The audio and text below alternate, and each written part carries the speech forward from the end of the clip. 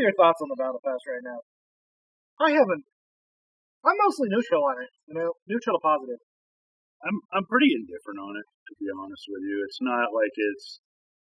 Usually people look at Battle Passes and go, oh, it's a grind to get all the stuff. And, I was that guy. I don't want to pay $10 and have to basically sell my soul to the devil to get skins or whatever, tokens, prizes, whatever you want to call them, during the thing. But in the interim of between Overwatch and Overwatch 2, when I was playing a lot of Apex and Fortnite and Valorant, I kind of started understanding how battle passes work. And the reality of it is this battle pass is really not a big deal. It's very easy to get the levels, and I understand. I like I said, being a anti-battle pass guy before, I understand the strife that people have about it, but it's also kind of unwarranted, coming from a anti-battle pass guy to a, I guess, for lack of a better term, pro-battle pass guy. I just don't see it being that big of a deal. You're getting rewarded for a game you play anyway. Yeah. So, that's just where I'm at with it, personally. I just play the game and my levels go up. I don't really think about it too much, other than, oh, we got some daily things to do. Okay. I play 2 or 3, 4 games and I get those and get a level or 2 of the battle pass, and that's the size of it. So other than that, everything else is just gravy because I play the game anyway. Definitely think that anybody who keeps up with the weeklies and the dailies and gets a level a day probably will have the mythic skin by the end of the season. Oh, for sure. I mean, I'm looking forward to, once I complete the battle pass, to go to my other account where I don't have the battle pass and grind it to see how big of a deal it is to actually get the character. Yeah. The new character, which is a big issue with everybody in the battle pass, off the battle pass, Yeah, and what I'm interested to see is next season, when Kiriko goes to the Hero Challenge. Right. Wonder what kind... It'll be interesting to see what kind of challenges that brings. I can't say I'm the biggest fan of having the hero on the battle pass, and if it has to be, it should be at least 25 tiers sooner. Tier 30 might be a better place for it, but I'm not it. But I think personally 25 to 30 is a good slot for the unlock of the hero. Where it's at now, I think, is a little far up it. That's personal opinion. 25 to 30, I'd say either at 25 or at 30, would be a good point to have the character. 30 sticks out in my mind because that was what we got to. That was what we got to within the first week of Overwatch 2. Yeah. The reality of it is it's Wednesday of the second week. And I personally am a level 50. So, out of 80 levels. And the season is, 65 days? Something like that. We have 55 left. Maybe it was 62 days. 62, yeah. I think it was 60.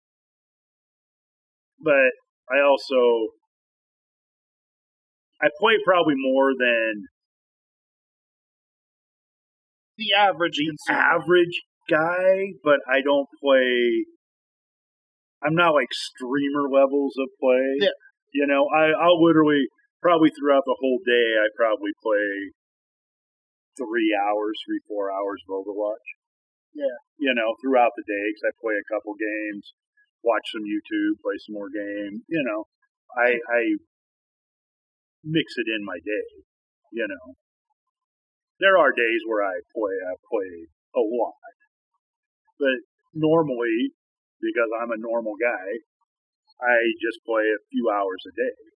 So, getting that battle pass is no big deal, I think, if you just play a couple hours a day. If this is how fast we are able to get it up to 50, then actually completing it is going to be no problem. And I do know that some people are quite miffed about not being able to. I understand people are miffed that they won't be able to earn enough currency to buy the next battle pass. Yeah. Upon completion, but with how easy this battle pass is, I don't know if I mind all that much. I really don't mind, and I really do have empathy for people who are really butthurt over it. But on that same note, it's like, are you not going to play the game? But I get it. I really do get it. We've also gone 6 years of getting shit for free. Yeah. Oh. Just giving shit with events or just in general or whatever. It's actually crazy to think how much Overwatch content we got between 2016 and 2020 for absolutely nothing. Yeah. The last game I remember that I played actively that did that was Titanfall 2, and we both know where that game ended up. For better or for worse, the best first-person shooter, COD-like first-person shooter to grace this earth is unfortunately dead. So it's kind of impressive that Overwatch managed to continue to do well, and with such a content model. Yeah. Basically, they're not getting paid to put out all this content. Ultimately, I think they should have done the Battle Pass in 2018. Yeah. When games like Fortnite were getting popular with their Battle Pass models. Yeah. And just been an early adapter to the model. I think we would be having a much different conversation right now if that were the case. Yes, it would be much, much different. Much different. But at this point, we're talking about a game that's been out for 6 years that went free to play and is now on its second lease. Now a Battle Pass, as people like to say, pay to win game, but it's not a pay to win game. You're just ultimately, I think the Battle Pass was a much needed necessity, along with going free to play. There was no way Overwatch was going to get a second lease on life without it. No. It just wasn't a possibility, and if this is the price we have to pay in order to have a thriving multiplayer game like Overwatch, that still, in my opinion, stands out amongst some of the other first-person shooters on the market like Apex and COD, as its own wholly unique thing. Yeah, for sure. Then so be it. This is the price. I'll pay that price. Yeah, I've kind of come around to it. It's really not that big a deal. You buy a Battle Pass, every couple months for $10. Okay, so you're spending $60 a year on a game you're playing. Yeah. But you'll spend $60 on a game to go buy a game or to buy a game off Steam or whatever, and you don't think twice about it. You know what I mean? It's interesting that concept. I think part of it might be that what older games might have done. Where like older CODs, they'd have DLC packs that you bought for $15, $20, $30. I can't recall the exact pricing off the top of my head because I was never big into COD during the Modern Warfare 2 Black Ops era of COD. Yeah. So I don't know how much I'm not the best spokesman for how much those things cost back in the day. No. But no, that kind of makes sense, though. I mean, it's like $30 a year, roughly. If you play the game, I think for those actively devoted to the game, and those who are actively enjoy Overwatch and are going to continue to play it, the battle pass will be no issue, and the Right. monetization, sure, $20 for some of these skin bundles is. That said, again, But that's no different than any other game where they have that type yeah, of monetization.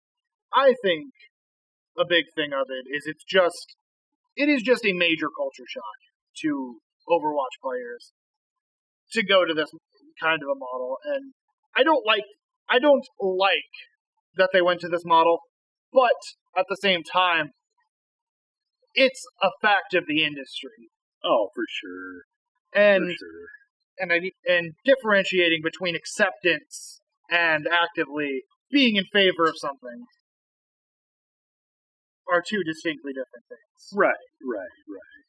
Yeah, I can honestly say I don't really care for it at all. You know, I don't like it, but I can accept it, and I understand why. And in order for us to get new skins, new maps, new characters, This is the way forward. this is the way forward. Stuff that makes us sound like I got a bunch of bunch of shills aside. Right. Right? No Dude, shit. that was no like shit. that was like the most shilly thing we could have said.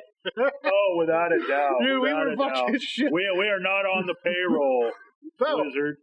Blizzard, Bobby boy, if you want a couple of fat redneck shills, We're your guys. We are your guys. let me give you my card.